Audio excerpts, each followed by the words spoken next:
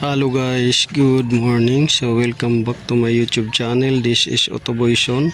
So ngayon guys, i-check natin tong MIUI 125. So ang issue nito guys ay pag nag-overnight parking, nagdi-drain yung battery at minsan hindi nagcha-charge.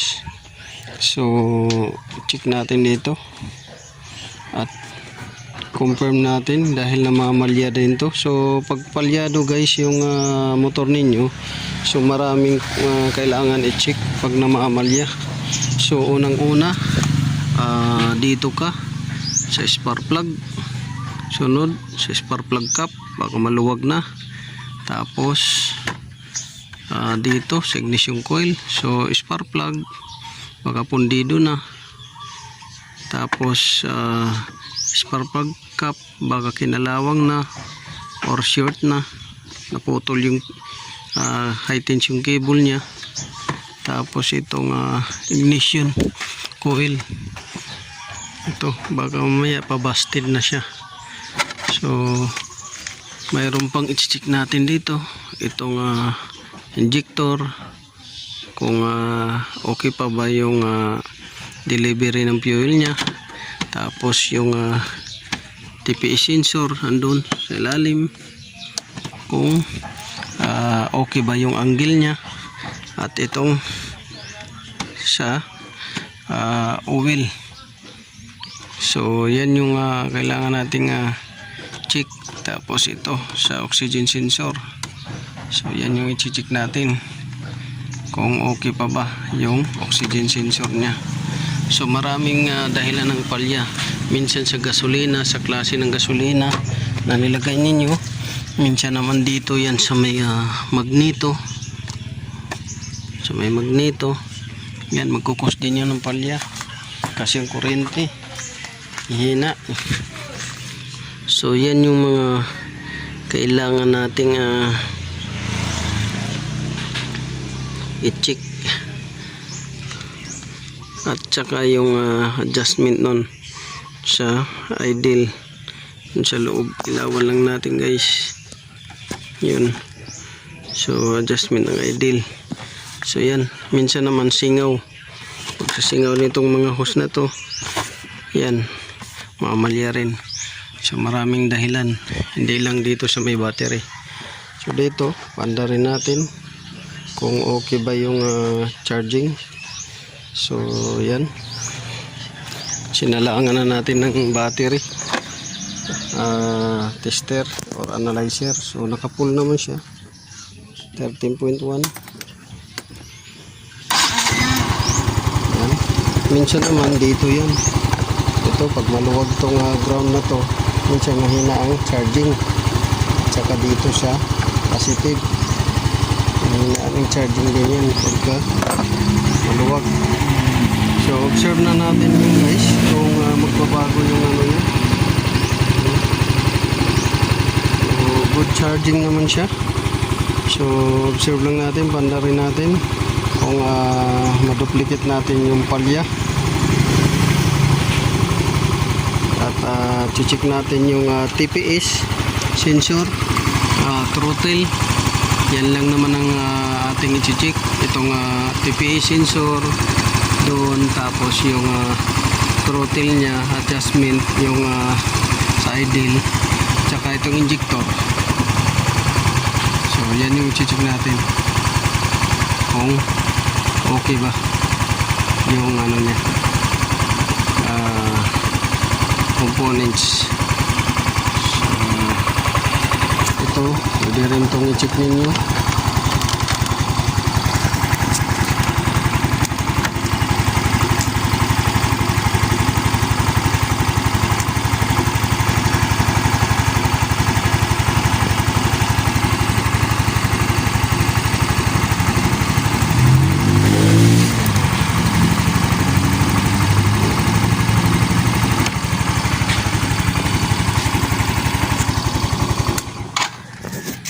Check ninyo to kung nagpa-function to. Yan.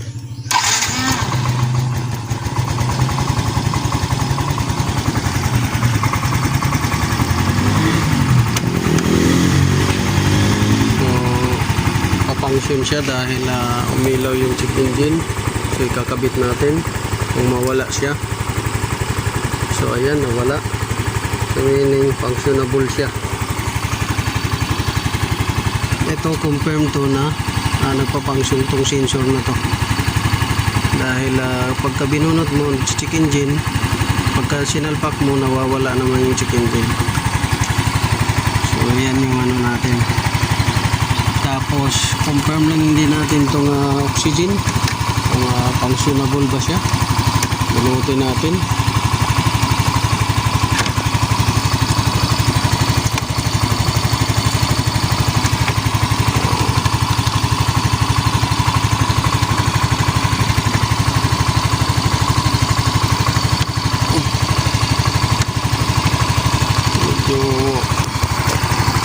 Matigas guys.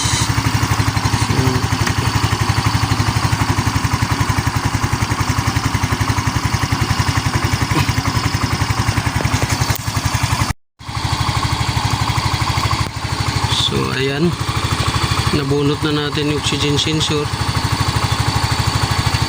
Tingnan natin kung check engine dito. So walang check engine. Patay natin kung mag check engine ba. Yan. So nawala siya. Ating start. So yan, nakabunot yung oxygen sensor guys, pero walang check engine.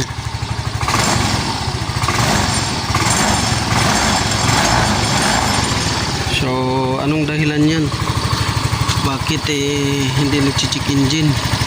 So ang dahilan niyan guys ay minsan doon yan sa ECU, CDI nya kasama yun. Dapat nadidetect niya to oxygen. So pabayaan lang natin kung mamamatay ba yan siya.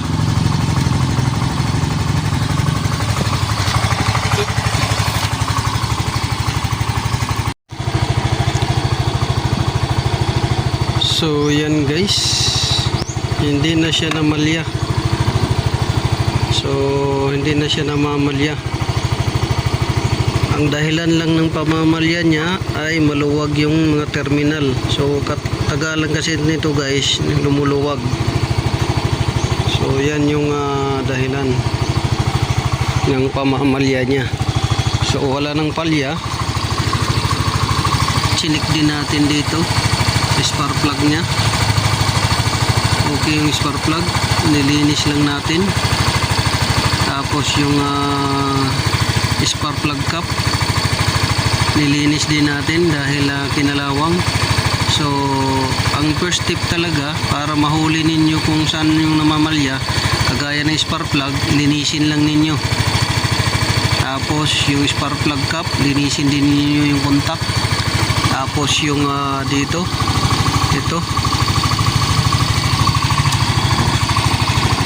itong high tension cable, kasi minsan nabubunot yan dito sa puno. Yan, nabubunot minsan ang kuryente putol-putol dahil malayo siya or hindi nakakontak ng maigi. Ito dito. Tapos yung dito rin, check ninyo, ganun rin yan. Nabubunot din tong high tension cable sa spark plug cap, kaya minsan ang kuryente ninyo putol-putol. Tapos dito rin sa ignition coil tsaka high tension cable. Yan. So yan yung mga first step na gawin. Linis spark plug, linis spark plug cap. Tapos yung contact dito, i-secure na okay yung contact, high tension cable tsaka spark plug cap.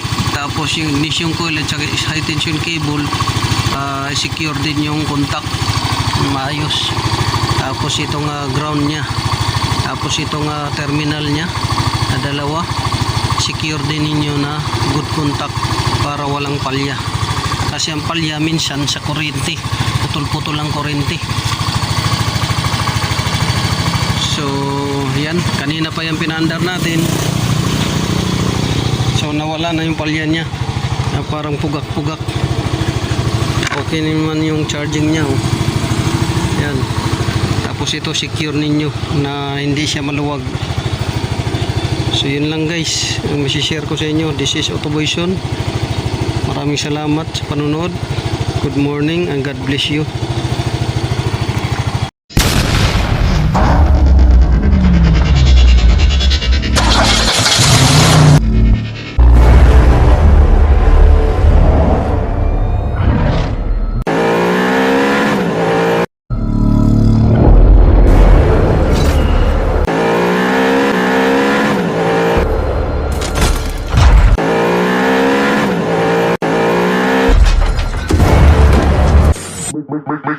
Make